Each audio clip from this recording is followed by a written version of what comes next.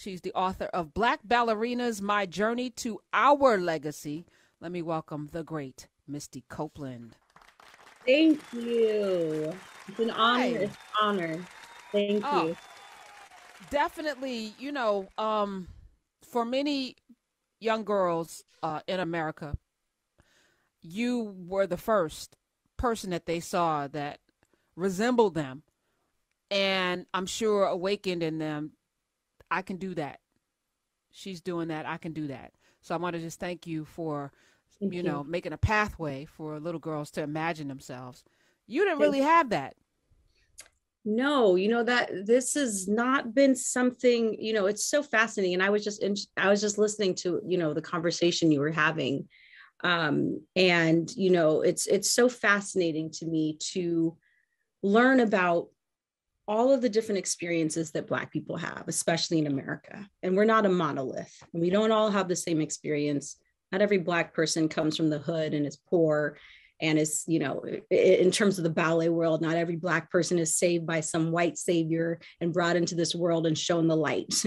And I feel like this book, Black Ballerinas, has really been an opportunity for me to lend our stories and our contributions to what is perceived and shown to the world as an elite white European art form. But Black people have been contributing to this art form for generations and generations, and it's not documented and it's not available for people of color to learn about our history, therefore doing a disservice to the art form because we don't feel like it belongs to us. We don't feel like this is something that is for our community. And that's the way I grew up. I didn't find ballet until I was 13 years old. And it was very interesting because growing up in Southern California, I grew up in a very diverse, in very diverse neighborhoods and communities. And my identity was Black girl, biracial, but my mama was like, when you leave that house, you're going to be seen by the world as Black. It doesn't matter how much Black you have in you. And that's how I looked at the world and how I fit into it. So then when I came into ballet, I initially was introduced with a teacher who was so great about kind of blocking out all the negativity and the racism. She was like, you're a prodigy and I'm going to keep you focused because we got to get you the training since this is such a late age to start. And then I was thrust into the professional world in New York City. And what's so crazy is that you're in New York and you're just surrounded by so much culture. And then I spent 8 hours a day only seeing white people. And the first 10 years of my career, I was alone, the only Black woman in a company of 90 dancers. And and not seeing yourself reflected, not feeling that you can connect with, this thing that means everything to you. It starts to weigh on you. And I had to go out and find my history. And that's what this book is. Well, you found 27 women. I sit here every day. I have this show, and I was thinking about it recently because, the thing I'm most proud of is not this show. It's the other shows. Because, when you come into a space, I think we're all required to make space for other people and not shut the door behind us and not, close the windows and lock them, but to make more avenues for more people and more folk to be seen. And you've done that with this book. And that made me smile because there were names I hadn't heard of before. And I'm like, oh, okay, well, all right, and you give their birth age, with the date that they were born to give us the tapestry of time, that it didn't start with Misty Copeland. And No. here are their stories, and they're telling their stories. So I want to thank you for that. Thank you. Yeah. And, it's been important for me throughout my career. I've always felt that being in a position, being in an elite company and being a Black woman, that I didn't know when it was going to happen again in my lifetime. So I was like, this is it. I'm going to shout from the rooftops, my experience. I want to be seen and heard by more than the ballet community, because I don't know if I'm ever going to see a Black woman in this company again in my lifetime. And luckily I have. There are 2 other Black women in the company with me now, which still is not enough. But this book is by no means a comprehensive list. These are 27 dancers that I selected and wanted to do more, but we have a page limit on these books, so I couldn't do more. But there are so many more who have contributed. But, you know, I really wanted it to be through my lens, how they've impacted my life and how I feel they've impacted the broader ballet world. There's so many young women, young men, young dancers in general that are impacted by your life and your experience. There's a young ballerina in my family.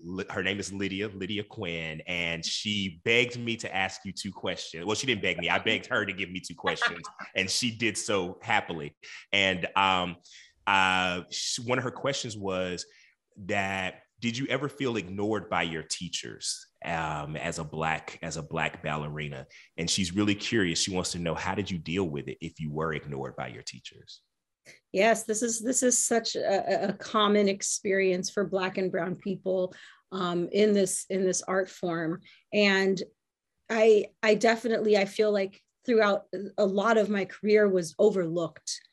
It's so fascinating. It's like they tell you stand out, and they tell you all the reasons why, and therefore you don't fit in, but yet you're overlooked. It's like, if I stand out, don't you see me? don't like acknowledge me. Like, but it's really been about, for me, finding a way to have conversations and share my experiences with the people that are ignoring me, are not seeing me, whether that's the teacher, we call them the ballet mistresses, the ballet masters, your coaches, the artistic staff. And as an adult, of course, it's easier, you know, but as a young person, like, it's important to have a support system around you and people that can talk, you know, help you speak for yourself, but talk for you as well. But for me, it was just learning over time through, you know, trial and error, but sitting in that room, you know, with a room full of white men that run these companies and sharing my experiences and trying not to get too emotional, because if you're too emotional, then you're not built for this. Or, you know, there's an array of, you know, these microaggressions and things like that happen, that you just have to be so strong. But at the same time, I encourage young Black girls to be open and be vulnerable. You have to find that balance, and having a support system around you and people that are going to be there to be your strength when you can't is so important. I love that. What's the second question? Oh, the second question she asked was, she is a young teen, and she's going off to these amazing camps and things like that. And she's definitely exceptional. But her second question, I think, which is born out of that, was it difficult for you to connect with other dancers when you're the only Black one? Because she's often the only Black one. Yeah, I mean, it definitely, in the end, like, we're all human beings. Like, yeah. We're, you know, like, and as an adult, it's easier to like acknowledge those things and like find things that you can have in common with people outside of your community. But I definitely experienced that, you know, coming into my own. Like, I was 17 when I moved to New York City. I had never lived away from home, and you're just kind of thrust into this world. And, you know, it was difficult to, when you're younger, you want to connect with people over like the type of music you listen to, the type of food you eat. And that, you know, is so wrapped up in like our communities and as Black people. And so, you know, that was really, really hard. And I had to kind of learn to kind of separate things and say like, okay, well, this is my work and I can connect with these people on different things. And then I'll have my friends or my circle outside that I can connect with on those things. But you know, I think it's important to kind of sit back and acknowledge that you're not going to always connect with everyone on every level. And finding those commonalities. And, you know, if you're like, she is a dancer, like clearly she's going to have in common the love of dance and everything else connected to it with, you know, the people she's surrounded by.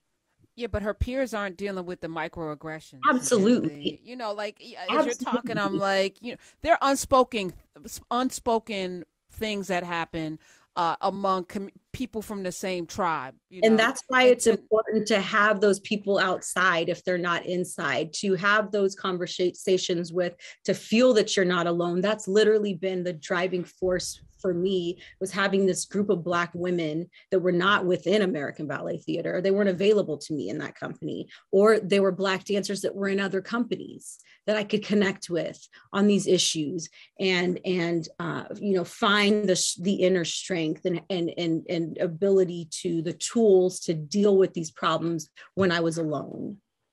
we're talking with Misty Copeland. The book is called Black Ballerinas, My Journey to Our Legacy. It is beautifully illustrated by Selena Barnes. It is amazing. It feels like ballet. Her drawings are so elegant and the just beautiful. It feels literally like she has drawn ballet on the page.